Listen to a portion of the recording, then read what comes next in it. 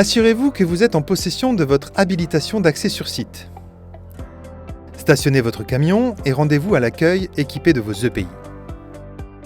Respectez en tout point le protocole de sécurité et le plan de circulation du site.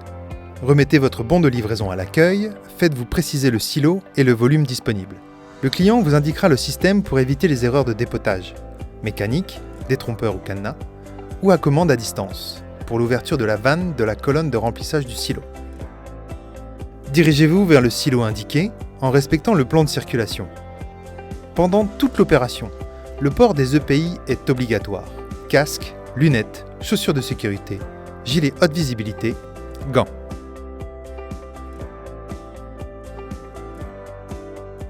Vérifiez le bon état des tuyaux flexibles et des raccords.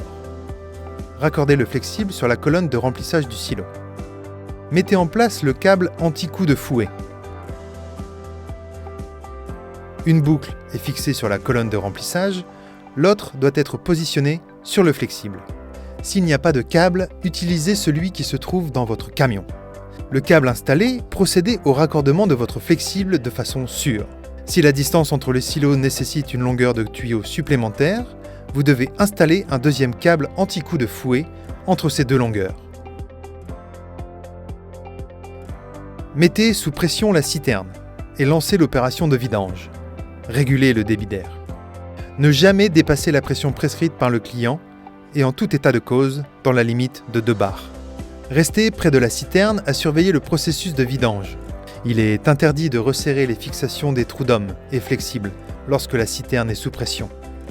Si vous êtes amené à lever votre benne en fin de déchargement, il est obligatoire de positionner préalablement vos béquilles stabilisatrices sur un sol plat, résistant et stable.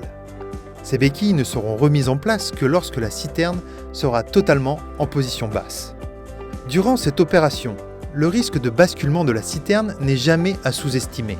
Par conséquent, veillez à ce que personne ne se trouve dans un rayon de 15 mètres de part et d'autre de la citerne levée. Vous devez surveiller votre chargement pendant toute l'opération. En cas d'anomalie, de déclenchement de l'alerte de niveau eau ou de pression, interrompez le dépotage et signalez l'incident. À la fin de la vidange, fermez les vannes et décompressez la citerne.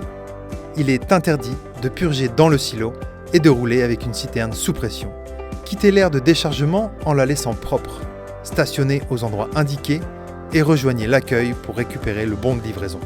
S'il vous a été remis une clé de cadenas ou un détrompeur, veillez à le restituer. Signalez toute anomalie avant de quitter le site.